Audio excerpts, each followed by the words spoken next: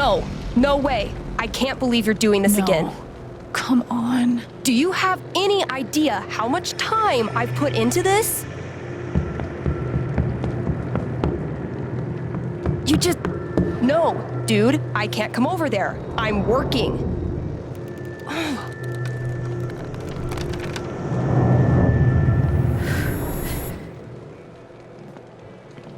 It's called a job. Maybe you'd understand if you ever had... I can watch the booth if you gotta get out of here. Hey, hold on a sec. Are you serious? You have a playlist, right? I think I can handle that. You're a lifesaver. Oh, no bird calls, though. I'll be there, 1 sec. There's nothing else quite like a new Life is Strange game. The series has become an unlikely enduring hit with its relatable characters, rich settings, and great young adult stories providing resonant themes to pretty much everyone. Life is Strange True Colors pretty much delivers on all the aspects fans expect from a new Life is Strange game. It's got great characters, a wonderfully realized Americana setting, a cool power to put a spin on regular narrative adventure-style gameplay, and a central mystery to keep you engaged throughout it all. It's also a big departure for the series in more ways than one. This is the first new entry not developed by the folks at Dontnod, who created the original and the sequel. Rather, Deck 9 has taken over for this one. Given those folks were behind the excellent Before the Storm, True Colors was always going to be in good hands, but some caution was warranted, of course. It's also the very first game not to be released episodically, instead releasing as a whole up front. Given the episodic nature of the other games in this series actually informed the directions the developers took the plots of those games in, that element is certainly lost here. You can imagine why people may have had cause for concern with True Colors, but it genuinely comes through, and provides an engaging and re-energized adventure that's resonant and affecting in all the right ways. True Colors returns to the original Life is Strange's style of having one setting for the plot, in this case, small mining town Haven Springs, Colorado.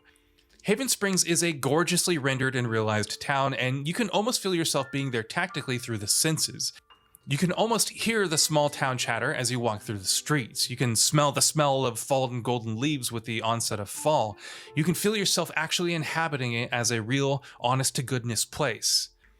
The original Life is Strange game benefited incredibly from its setting of Arcadia Bay. The iconic town became a character unto itself and richly informed and benefited the stories and character set within it. While it remains to be seen whether or not Haven Springs becomes as iconic and enduring as Arcadia Bay did in the long run, in the here and now, it's a fantastic setting and a huge benefit to its game. Also simultaneously addressing one of the issues with Life is Strange 2 in giving players a constant setting to get attached to. Welcome to Haven.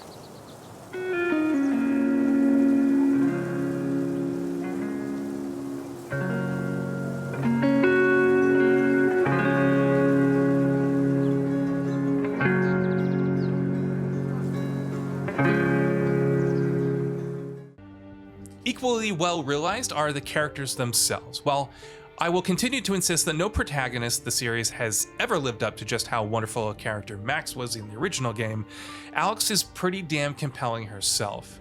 Her messier and darker past and disposition also make her starkly and uniquely different from Max, helping her not feel like a retread, and more than any other protagonist in this series, Alex feels like she can develop into uniquely distinct personalities depending on what responses and actions you choose for her over the course of the game, which definitely contributes to giving the player a sense of ownership over her and over the direction the story takes. Alex also has the most interesting power a Life is Strange protagonist has had since the original. While the game's The Power of Empathy marketing might have induced cringes among many, True Colors actually pulls it off pretty well. Essentially, Alex is an empath, highly tuned into the emotions of those surrounding her to the extent that she internalizes them and responds to them as if they are her own. This can naturally get problematic when she's around anyone feeling a surge of particularly strong sentiment, especially negative sentiment. The exact fears and thoughts and insecurities and anxieties and angers of those people can threaten to overwhelm her and her consciousness, and often causes her to have breakdown episodes or act in less than spurious ways. In terms of gameplay applications, True Colors is pretty smart in how it handles this power. People who are feeling strong emotions have auras surrounding them, and Alex can at any point choose to focus on them and hone in on what they're feeling and thinking. This gives Alex snippets of their stream of consciousness, so she actually knows what others are thinking. And this can, in turn, help inform the player in what dialogue options they want to choose when they engage with them. In this regard, the power in True Colors comes close to replicating the brilliance of the time travel of the original game. One of the reasons Life is Strange's time-bending powers were so beloved was because they had such a meta implication on the game's structure and how it was played. While Life is Strange was a Telltale-style narrative adventure game, it allowed players to see what the consequences to their actions and dialogue choices would be, and then choose otherwise. Essentially, a player could make an informed choice before they committed to anything. In the game's most memorable moments, that power was also taken away from the player, lending even more weight to their actions then. True Colors' power isn't as good, but it does achieve something similar.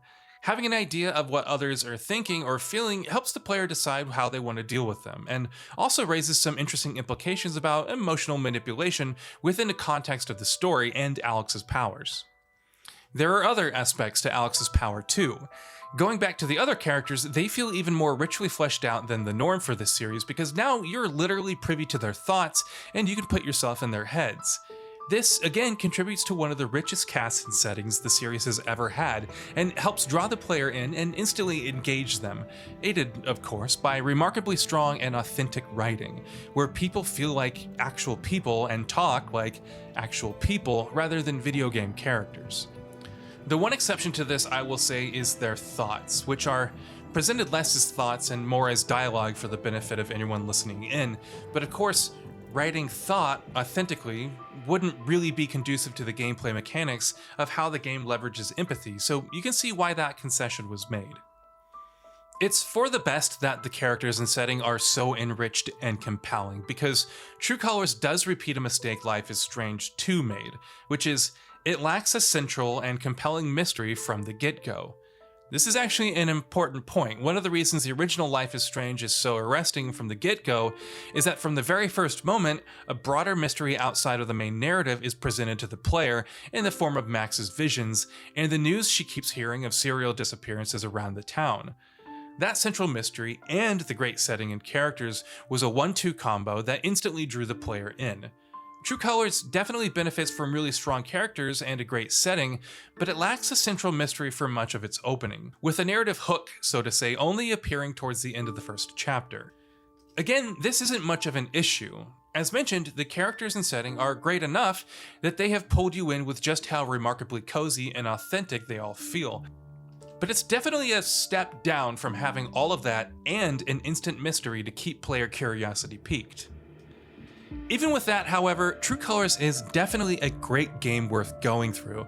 It's the most polished game in the series yet, it looks absolutely gorgeous, the VA and music are on point, as is always the case, the gameplay formula has been polished to a sheen, and players actually get more to do than ever now with some fun minigames to engage in peppered in. And the sheer number of accessibility options on offer to ensure everyone can come along for the ride are admirable. Sure, the lack of a central mystery or the prescience of these games' illusion of choice can definitely be held against the game in the end, but honestly, I think Haven Springs is worth a visit, warts and all, and that those who do visit will find a lovely, affecting, and engaging story that is absolutely among the strongest showings this series has ever had. So what are your thoughts on this? Go ahead and share them in the comments below, and if you like the video, please subscribe to the channel and enable all notifications by clicking the bell icon to get new video updates. We upload every day and would really appreciate your support. Thanks for watching.